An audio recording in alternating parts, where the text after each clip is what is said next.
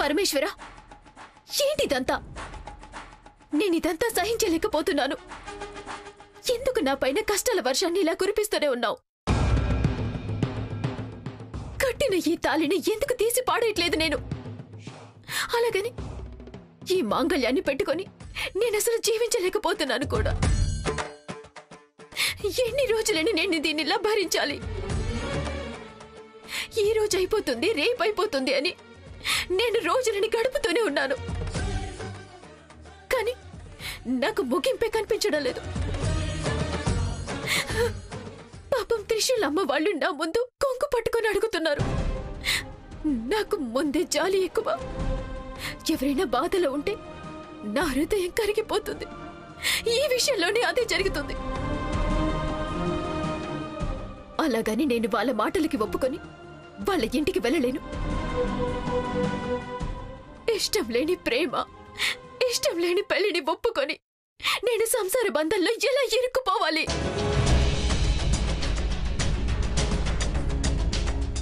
నీకు ఎందుకు ఇదంతా అర్థం కావడం లేదు స్వామి? చెప్పు, ఎందుకు ఇదంతా చేస్తున్నావు?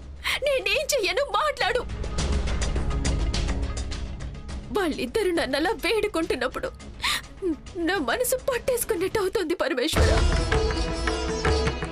వాళ్ళకి నా పరిస్థితి గురించి చెప్పలేకపోతున్నాను. నేను నాగలోకానికి చెందిన దాన్ని, నేను ఒక ఇచ్చేదాని నాగిరిని అని, నా ప్రేమ వేరే అని ఎలా చెప్పలేకపోతున్నాను? పరమేశ్వర, ఏంటి నాకే పరిస్థితి? నా వల్ల కావడం లేదు. నువ్వే ఏదో ఒక పరిహారం ఇవ్వాలి. చెప్పు పరమేశ్వర, నేనేం చేయాలో మాట్లాడు.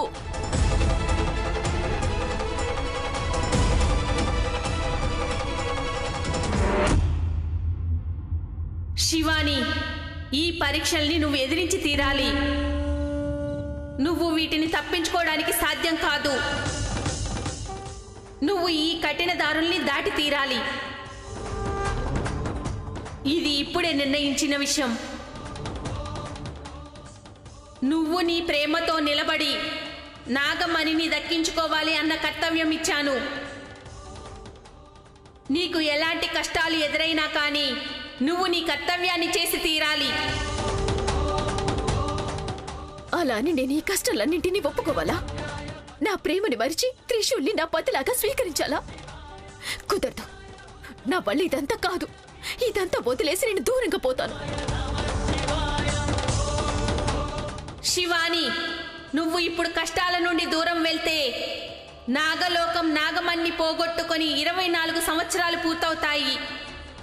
అలాగైతే నాగమణి ఎప్పటికీ నాగలోకానికి దక్కదు. నాగమణిని దక్కించుకోవడానికి ఉన్నది ఇదొక్కటే మార్గమా? లేదు, నేను వేరే మార్గాన్ని వెతుకుతాను. నీకు ఏ మార్గాలు కూడా దొరకవు. నువ్వు నాగమణిని దక్కించుకోవాలి అంటే నీకు ఎదురయ్యే అన్ని అగ్ని పరీక్షలను గెలిచి ముందుకు సాగాలి. అంటే నేను ఈ పెళ్లిని ఒప్పుకొని వాళ్ళతో వెళ్ళాలా? ఇలాంటి నిర్ణయం తీసుకోమని చెప్తున్నావా? శివాని, నువ్వు నిర్ణయం తీసుకోవాల్సిన సమయం వచ్చేసింది. నువ్వు ఇంకా ఆలస్యం చేస్తే నాగమణి చెయ్యి జారిపోతుంది. జాగ్రత్తగా ఉండు. నాగలోకం యొక్క పేరు మర్యాద నీ మీద ఉంది.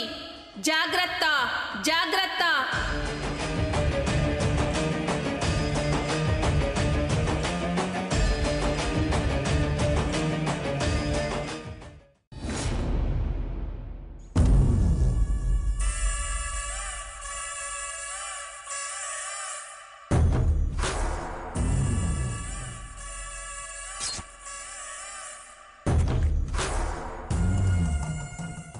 ఎందుకు బ్రో సైలెంట్గా కూర్చున్నావు?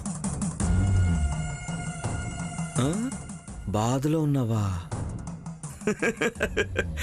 బ్రో తుమారే పాస్ మా హేనా, కైకో టెన్షన్. బ్రో ఆ రోజు నా కోసం ఒక పాట పాడావు కదా, ఆ పాటని మర్చిపోగలవా? బ్రో ఈరోజు నేను నీకోసం ఆ పాట పాడాలనిపిస్తుంది. పాడనా? పాడొచ్చు, but I'm not a good singer. అయితే ఏముందిలే, ఫోన్లో ప్లే చేస్తాను బ్రో. అనుకున్నదొక్కటి అయినది ఒక్కటి బోల్తా కొట్టిందిలే బుల్బుల్ పిట్ట. అనుకున్నదొక్కటి అయినది ఒక్కటి బోల్తా కొట్టిందిలే బుల్బుల్ పిట్ట. గుట్టు నిమిషంలో తెలిసిందిలే గుండె దిగజారి నిల్చుందిలే.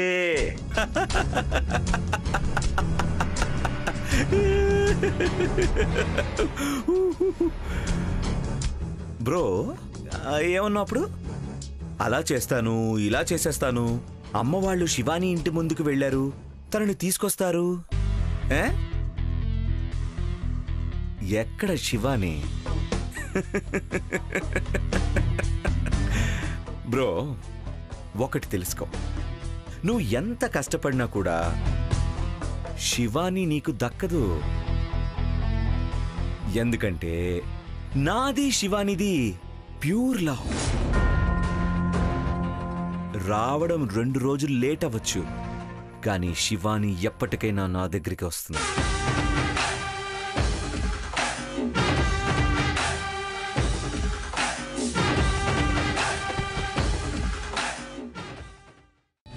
నాకు శివానికి మధ్య నీలాంటి వాళ్ళు 100 మంది వచ్చినా మా ఇద్దరిని ఎవ్వరూ దూరం చేయలేరు. శివాని ఇంటికి రాదు, వచ్చినా మిస్సెస్ త్రివిక్రమ్ అయ్యి వస్తుంది. బ్రో మేరే పాస్ మా హై మా హై మా హై.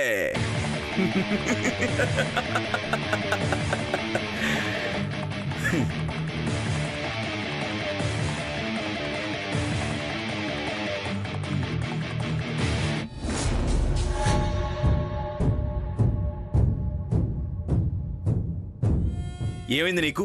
చావడానికి నా కారే దొరికిందా? అదే అక్కడ శివాని. శివాని? శివానికి ఏమైంది? తనకేం కాలేదు, కానీ తన వల్ల ఏదో జరిగేలా ఉంది. అంటే శివాని త్రిశూల్ని తన భర్తగా ఒప్పుకోవచ్చు.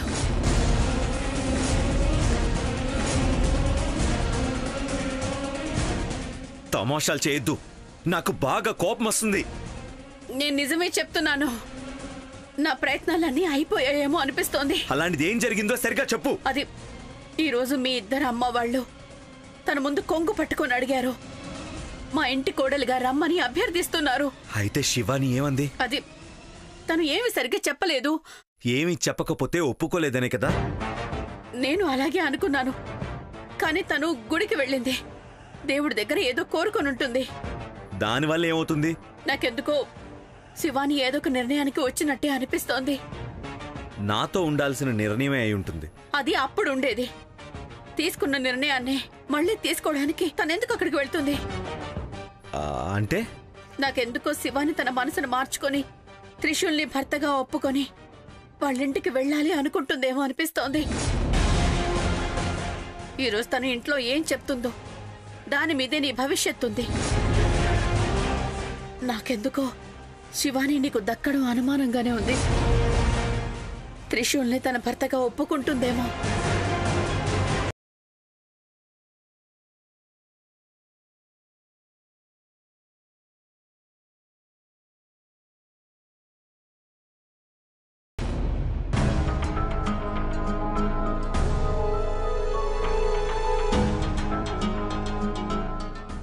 వచ్చావమ్మా శివాని, మేము నీకోసమే ఎదురు చూస్తూ ఉన్నాం.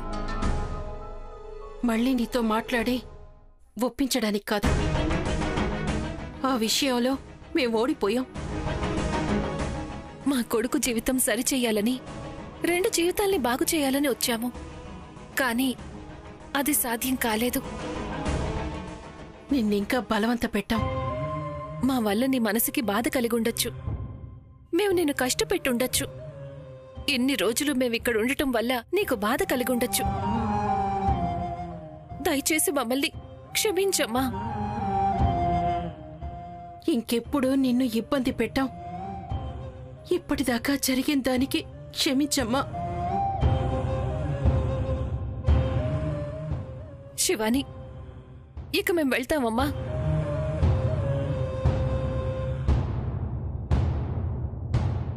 నేను మీతో రావడం వద్దా? నన్ను మీ ఇంటికి తీసుకువెళ్ళరా?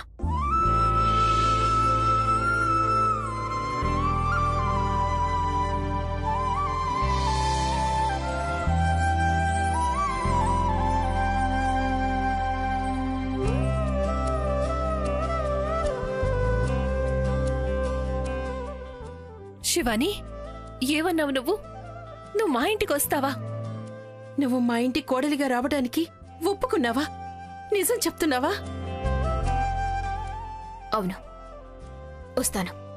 శివాని, మొత్తానికి మా నమ్మకాన్ని నిలబెట్టి మమ్మల్ని కాపాడావు. మా కొడుకు జీవితాన్ని, మా కుటుంబాన్ని కాపాడావు నువ్వు.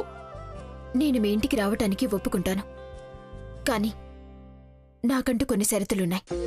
ఏంటమ్మా అది? నన్ను మీ ఇంటి కోడలిగా కాని, త్రిశూల్ భార్యగాని కాని ఏ విషయానికి కూడా మీరు నన్ను బలవంత పెట్టకూడదు. సరేనమ్మా, మేము దేనికి నిన్ను బలవంతం పెట్టాం? ఇంకొకటి, నేను ఇన్ని సంవత్సరాలు స్వతంత్రంగా బతికాను. ఇక నుండి కూడా నేను అలాగే బతకడానికి ఇష్టపడతాను.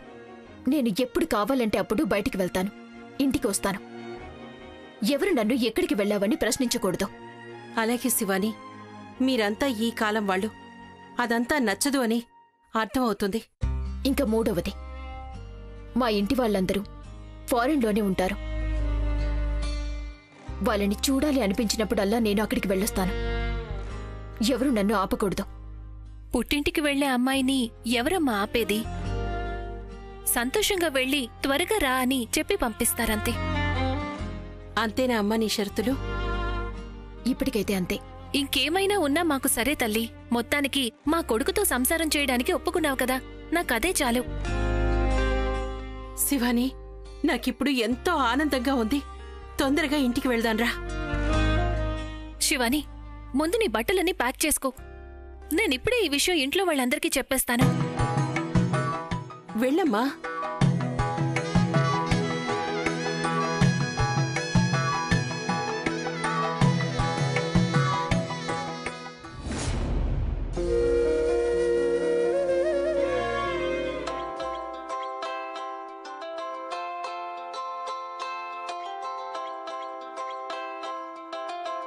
అమ్మెందుకు ఫోన్ చేస్తుంది? ఏంటమ్మా? త్రిశూల్, అది ఏమైందో చెప్పమ్మా. నీకీ విషయం ఎలా చెప్పాలో నాకు అర్థం కావట్లేదురా. నేను చెప్పే విషయాన్ని నువ్వు మనసుకు తీసుకోకూడదు. నేను చెప్పే విషయం నీ మనసులో ఉండిపోవచ్చు, ఏవేవో ఆలోచనలు రావచ్చు, కానీ నువ్వు వాటన్నిటికీ అవకాశం ఇవ్వకూడదు, సరేనా? జీవితం అంతేరా. మనం కొన్నిసార్లు ఏవేవో ఆశపడుతుంటాము, కానీ ఆ భగవంతుడు మన తలరాతలో ఏం రాసుంటాడో అదే జరుగుతుంది. ఇప్పుడు నా జీవితంలో కూడా అదే జరుగుతుంది. అదే చెప్తున్నావు నువ్వు? అది అలా కాదు త్రిశూల్. అర్థమైందిలేమ్మా. నువ్వు ఈ సుత్తంతా చెప్పకుండా అర్థమయ్యేదేదో కరెక్ట్గా చెప్పు. కానీ ఒకటి మాత్రం నిజం, శివాని లేకపోతే నాకు వేరే జీవితమే లేదు. త్రిశూల్, అమ్మా చాలమ్మా. నువ్వేం చెప్పాలనుకుంటున్నావో నాకు అర్థమైంది. శివాని నన్ను ఒప్పుకోలేదు, ఇంక ఇంటికి తిరిగి రాను అంటుంది, అంతేగా? అది శివాని. చెప్పకలేమ్మా, వదిలే. నా మనసు ఇప్పుడు రాయిలా మారిపోయింది. త్రిశూల్, శివాని ఇంటికి రావడానికి ఒప్పుకుందిరా.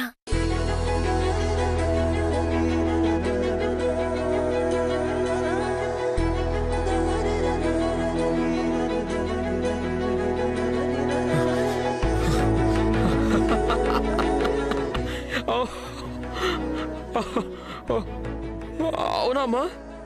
అమ్మా, నువ్వు చెప్తున్నది నిజమేనా? అవునరా, నిజంగా ఒప్పుకుంది. మేమిప్పుడే తనని తీసుకొస్తున్నాం.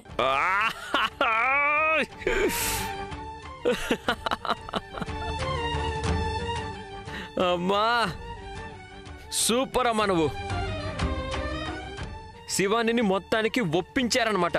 మీరిద్దరూ అసలు చాలా గ్రేట్ అమ్మా. Oh love you love you love you love you. Thank you so much. ఉండని సమాధానం చేసుకోరా. ఫోన్ ఇవ్వు. త్రిశూల్, ఇంట్లో బామ్మని అంతా రెడీ చేసుకోమని చెప్పు. మేమిప్పుడే వస్తున్నాం. ఇప్పుడే చెప్తానమ్మా. ఇప్పుడే చెప్తాను. ఓకే, సరే సరే. Bye bye bye.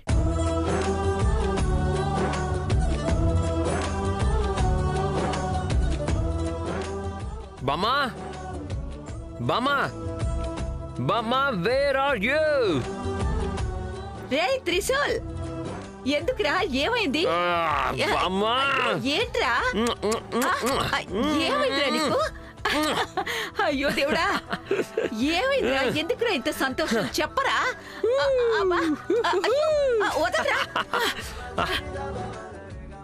నాకు తల తిరుగుతోందిరా. విషయం ఏంటో చెప్పరా నాన్న. బామ్మ, శివాని ఇంటికి రావడానికి ఒప్పుకుంది.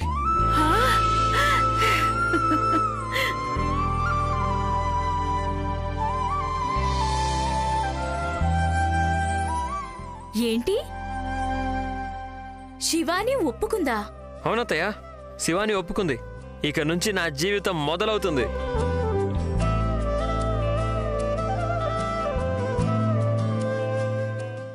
మామా, ఏంటి మామ ఏం మాట్లాడట్లేదు నువ్వు? శివాని వస్తున్నందుకు నీకు సంతోషంగా లేదా? సంతోషంగా ఉంది, చాలా సంతోషంగా ఉంది. తను రావడం కోసం ఎంత ఎదురు చూస్తున్నాను. తను రాగానే తనని రాణిలా చూసుకుంటాను. తనని ఒక్క పని కూడా చేయనివ్వను. కొంచెం కూడా కష్టపడనివ్వకుండా చూసుకుంటాను. నిజంగా. చూసి నేర్చుకోండి. ఒక్కరోజైనా మీకు ఇలా అనిపించిందా? ఏయ్, వాడికి కొత్తగా పెళ్ళయిందే, భ్రమలో బతుకుతున్నాడు. అంటే ఏం లేదులే. బామ్మ, తను ఇప్పుడు వచ్చేస్తుంది. వీలైనంత తొందరగా అన్ని రెడీ చేసుకోండి బామ్మ. లేట్ చేయకండి. సరేరా మనవడా, భార్యని ఇంటికి రప్పించుకోవడానికి ఎదురు చూస్తున్నావు నువ్వు కదా? అడుగుతావేంటి బామ్మ? తను ఎప్పుడు వస్తుందా అని ఒంటి కాలు మీద నుంచి ఎదురు చూస్తున్నా.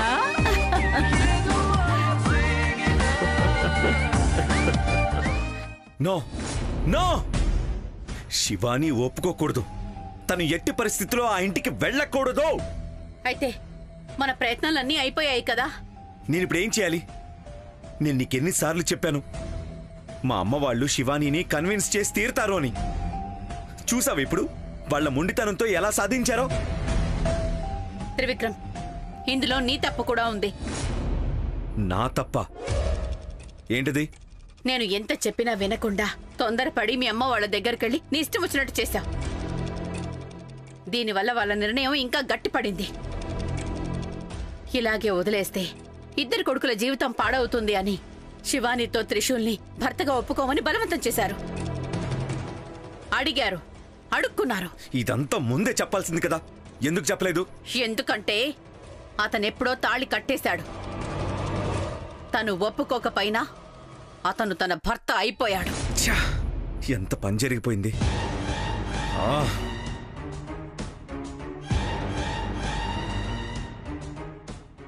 లేదు, ఎట్టి పరిస్థితిలోనూ నేను ఓటమిని ఒప్పుకోను. ఇప్పుడే వెళ్ళి శివానీని ఆపుతాను. ఎట్టి పరిస్థితిలోనూ తను ఆ ఇంటికి రాకూడదు, గడప దాటకూడదు. నేను దానికి అవకాశం ఇవ్వను. త్రివిక్రమ్, త్రివిక్రమ్!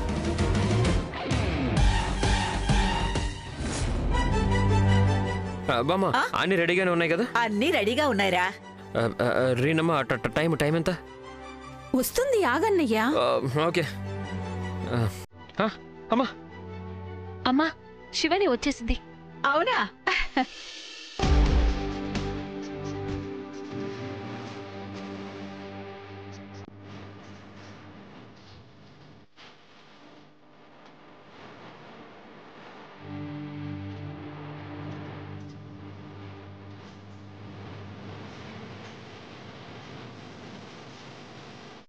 శివాని, అక్కడే ఆగమ్మా. దమయంతి, నువ్వు లోపలికి రా.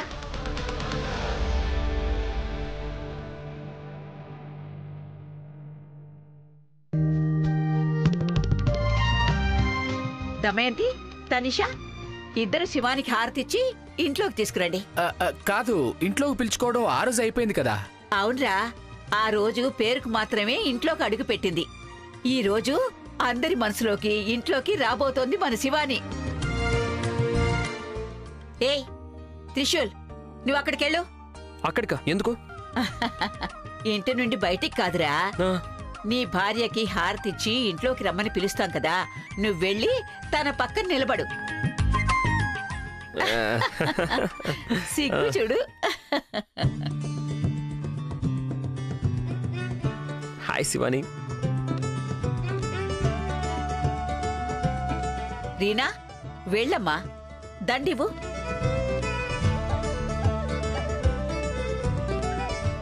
త్రిశూల్, శివాని, దండలు మార్చుకోండి.